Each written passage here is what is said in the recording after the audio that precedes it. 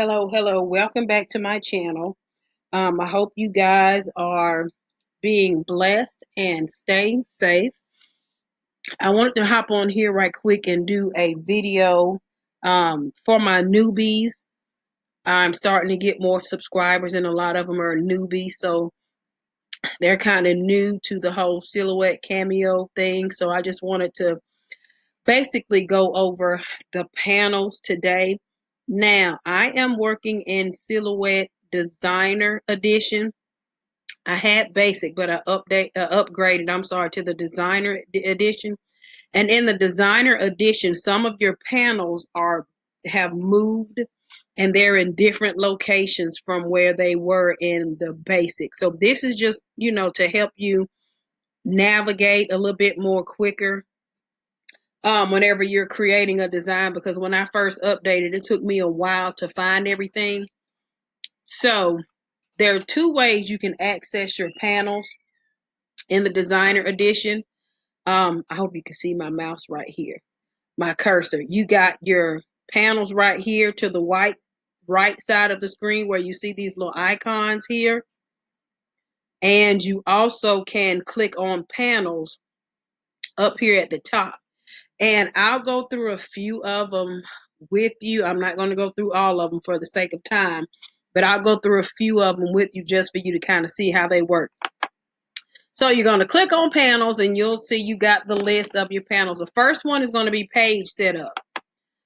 So you click on this, and this is basically the dimensions of your cutting mat. So I'm going to move this over. The basic cutting mat is 12 by 12, and you see this is here. This white area would be whatever your material would be, or media. Some people call it media. So that would be your either permanent vinyl or your heat transfer vinyl, or HTV for short. Some people don't always put a 12 by 12 sheet of vinyl on their machine. It just takes up too much space. And you may want to cut several different items out. Several different colors of vinyl out at the same time. And if you want to create an image, let's say you're decorating a purse, and the dimensions of that purse is 8 across wide right here, and then 5 inches high. This would be the dimensions of that purse. I normally do this when I'm creating an image to fit inside of something. That way I don't go outside of it. But you can change that to 12 by 12. Oh, I did 52. And you can just type it in if you don't feel like using the up and down arrow.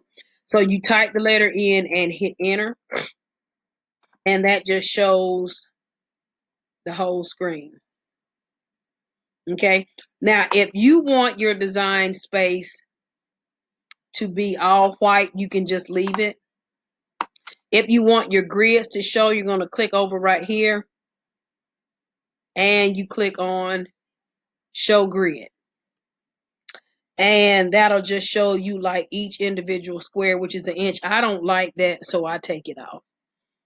This right here, your registration marks, that's if you're doing a print and cut. And I've just uploaded a video for that while I'm actually waiting for that to upload. But you would just put type 1 and then it'll put those in. But that's just kind of navigating on how to set up your workspace. So I'm going to go back to page setup. I'm going to X this out. But we also have page setup right here, and it's just like a sheet of paper.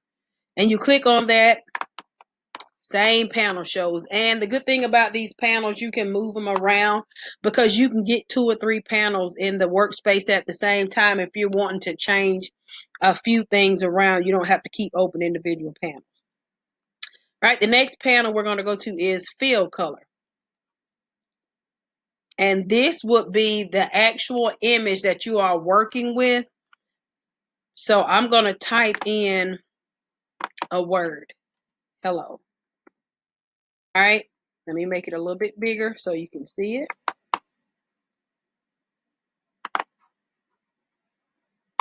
All right. And you just click on any space, any color, and it changes the color of the image. Now, mind you, this is basically to give you an idea of what your image may look like, because unless you are doing a true print and cut, whatever color you put here will show on this screen, but whatever color vinyl you use is the actual color that the image will be. So if I just wanted this to be green, but I load black vinyl into my printer, to my Cameo, then these words are going to be black. So this just kind of shows you what it would look like in different colors. But this is what this fill panel is for. Now I'm going to move this over here. And over here on the right side, the little artist wheel, I guess that's what you call those things. That is your icon from the field panel. So you have two options. You can come over here. Once you do this a couple of times, you'll kind of memorize what your icons look like. To me, it's just easier to hop over here on the right side and select the icon instead of coming over here to panels. Right here, we have our line style. The line style is basically your cutting line. Okay, which is the lines that outline the image that is to be cut on your machine, so you can make them thicker, and things of that nature. I normally don't mess with that because I don't need to. But now over here you can change the line color. So let's say, let me ungroup this just for demonstration. All right, so this H, I'm going to change this color to this green. This E, I'm going to change it to red, and you really can't see it. Let me see if I can zoom in. I know what I can do. Let me go back to the fill. And if I make it clear, which is this little grid over here, then you can see that I have changed the line colors. And, I guess you're wondering, why would you want to do that? All right, so let's say for whatever reason, I want to cut all of these out in different colors. Some images have different colors. I'm sorry, some designs you may want to do something different. Instead of all of this being the same color, you can do it different colors. Well, you're going to use, whatever color vinyl you're going to use, but this is a way to where you can keep everything in your design space, but whenever you get ready to actually cut it, you don't have to move it around. So let me show you. I'll go to send, and you see where you have line up here, it's showing you each different line. So if you're selecting, let's say, a cat or a picture of a girl, and her hair is going to be black or whatever, with these letters, I know I want these two L's to be turquoise. This E is red, this O is red, and this H is green. Okay, so if I have my green vinyl, I don't have to move these other images off screen. I can just I can unselect each individual one that I don't want cut. And you see, this is bold. So it's only going to cut this H. Even though all of the other letters are still right here, it will only cut what is selected. So if I go in and select this red, it's only going to cut this E. Nothing that is bold, not bold, will not be cut. So if it's not bold, it's not going to cut. So that's just something to think about if you don't want to keep moving your image in and out of because normally what I would do, I would just move it off to the side whenever I'm cutting it. But with this option, if you're cutting layers, you would just select what layer you want to cut. So I just decided to throw that little tidbit in right quick. So here, this looks like a piece of toast. We're going to call this, this is a trace panel, but it looks like toast to me. So you click on that, and it's going to open your Trace panel. What your trace panel does is just that. It traces an image, no matter, so if you find something that you want to trace. So let me see if I'm going to try to trace this 0. So you're going to click on select trace area. You see your cursor. You're going to draw a little box around this O.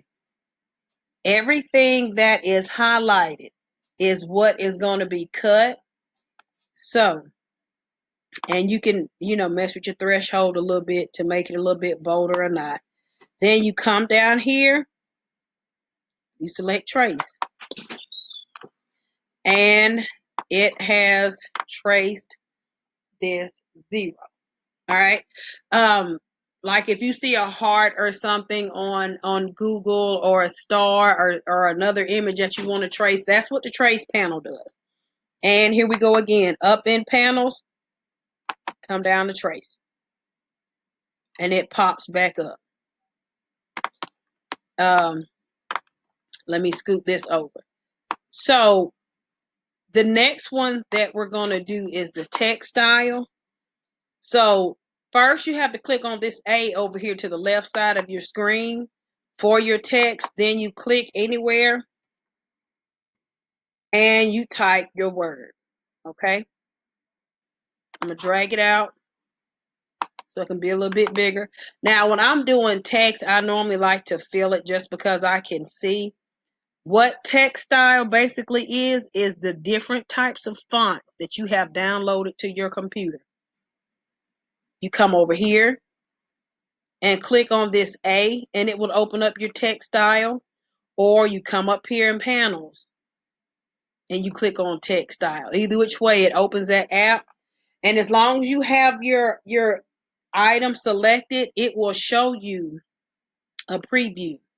So that's what it will look like in watermelon. That's what it will look like in Waltergraph, Varsity, 2cent, and then you just scroll up and it'll show you what each one looks like.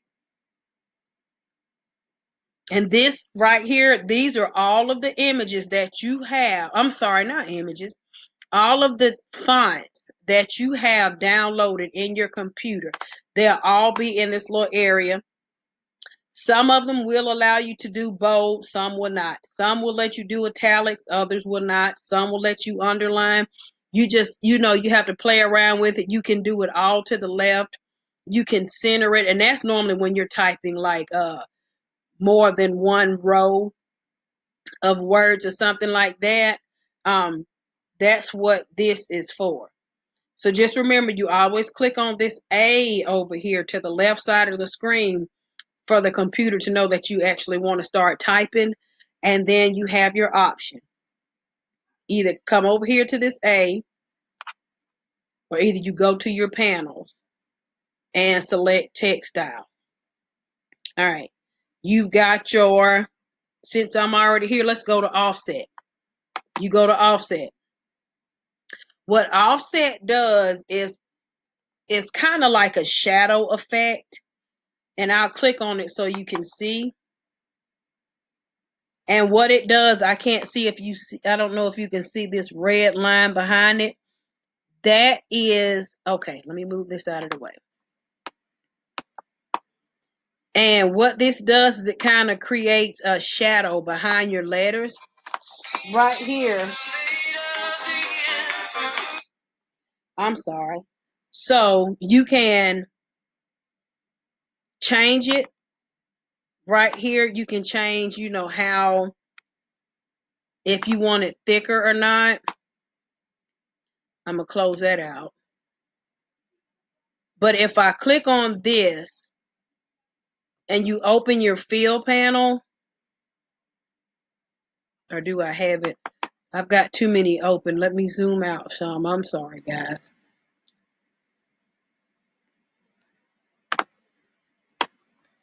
Do I have my fill panel? Okay, there it is. So, and of course, I selected the wrong thing. I want my offset. And I don't know why it's doing it like that. So let me move my hello. I'm going to change this to black. Well, it normally doesn't separate like that. I don't know what happened with this one. And basically, this is a shadow behind your letters. And see, that just kind of makes the letters pop, especially if you're decorating a t-shirt that already has a printed background or whatever. You can put like a offset behind it, like I would normally do a white offset on a dark printed shirt. That way you can put your letters in front of it and it makes it kind of pop. So let's try this offset again just because this one didn't work. And then there's also another way to offset. You right click,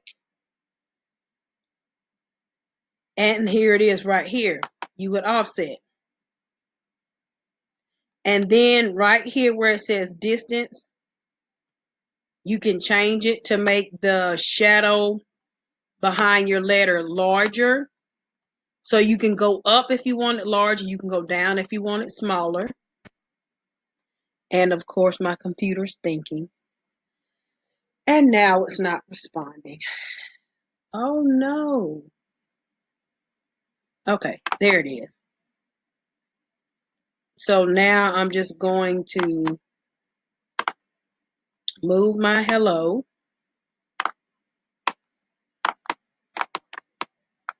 And I guess it's the type of font it's making me want to have to group these together. So I'm going to move this over here. I'm going to go back to my fill panel and turn it red. And we'll put our hello back in front of it. And you see how that just makes it look so much better. And this looks really good on cups for people who do tumblers, water bottles, and things like that. It keeps them from being so plain instead of just putting that plain name on there. So you've actually, with offset, you got 3 ways to do it. You can go to panels right here, click on offset. You come over here to the star. The star is offset. Or you just click on the image and then right click. And here you have offset. So with offset, there's 3 different ways to get to it. Let's see what else is on here. Another panel that I can do. We got replicate. And I'll just do this one last one so the video won't be so long. And then duplicate. Well, I guess I need to select the image first. And then duplicate. And it just makes another copy. I'm sorry, of your image. You can duplicate to the left. Well, I need to select it again. I'm sorry. Or you can duplicate to the right. And it just makes another copy of your image. Or you right click and you see duplicate right here. And it'll make another one. I use duplicate a lot when I am creating images or when I'm altering an SVG, just because I would rather have 4 or 5 copies of something. That way, if I mess up, I don't have to go through the whole rigmarole of typing it again, especially when you found the ideal font and you've gotten everything just how you want it, and then you made a mistake. You don't want to have to go through the whole process of typing the image again and searching for the font again. So I would just rather, use my duplicate button and have 3 or 4 of them on here. And then also I use the duplicate button for my fonts. Let me move this and I'll try to show it to you, because like if I want to make a shirt, but I don't know which font would be the best, you select hello and you'll do that font. Then you'll select this one. You'll do this font. And then you select this one. You do that font. And then that way you don't have to type it each time. You don't have to type it every individual time. When I'm looking for fonts and I'm trying to figure out which one will be the prettiest, I'll have 5 or 6 different um copies of the same word when I'm trying to find a pretty font. That way I'm not typing it and selecting the font each individual time.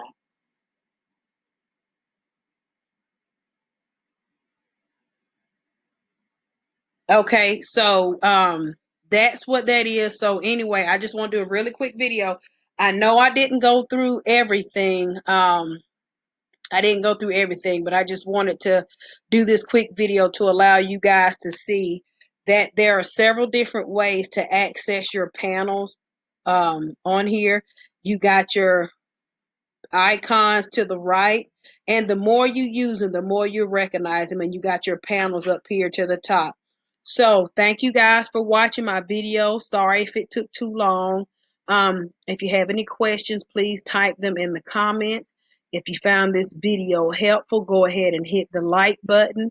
If you have not already subscribed, go ahead and subscribe to my channel.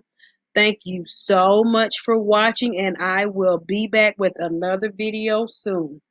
Thanks and bye.